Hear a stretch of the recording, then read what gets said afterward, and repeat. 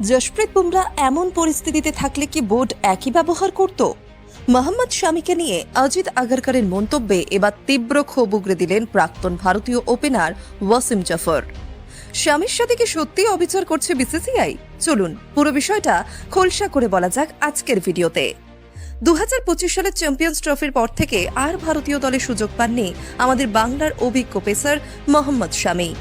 আফগানিস্তানের বিরুদ্ধে একমাত্র টেস্ট ও 3 ম্যাচের একদিনের সিরিজের দলেও তিনি ব্রাত্য। অথচ ঘরোয়া ক্রিকেটে তার পারফরমেন্স কিন্তু অন্য কথা বলছে।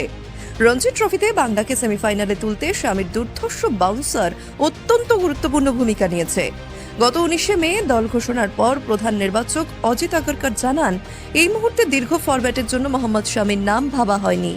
তার বক্তব্য, শামি এখন মূলত টি-20 খেলার মতো অবস্থাতেই রয়েছেন।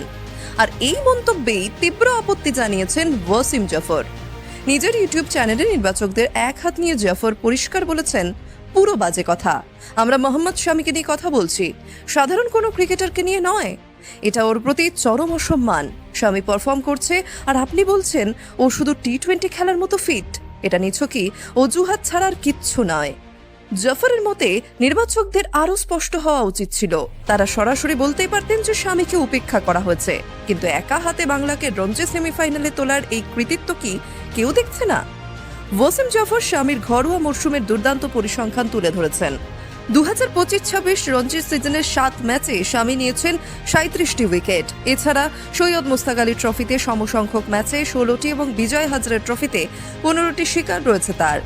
শুধু ঘরোয়া ক্রিকেটই নয়, চলতি 2026 আইপিএলেও তিনি নিয়মিত খেলছেন, যেখানে 12 ম্যাচে ইতিমধ্যেই 10 উইকেট তুলে নিয়েছেন শামি।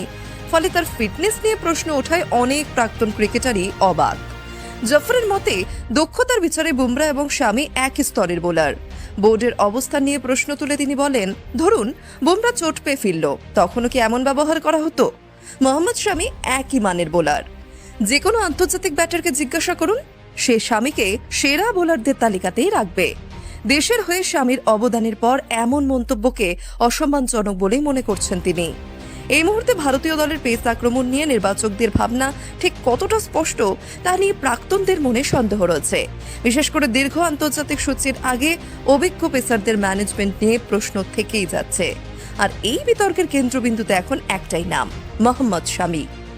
তো বন্ধুরা, ওয়াসিম জাফরের এই মন্তব্যের সাথে কি আপনারা একমত? শামিকে কি ইচ্ছা করে টেস্ট ও ওয়ানডে দলের বাইরে রাখা হচ্ছে? আপনার মূল্যবান মতামত অবশ্যই কমেন্ট করে জানান।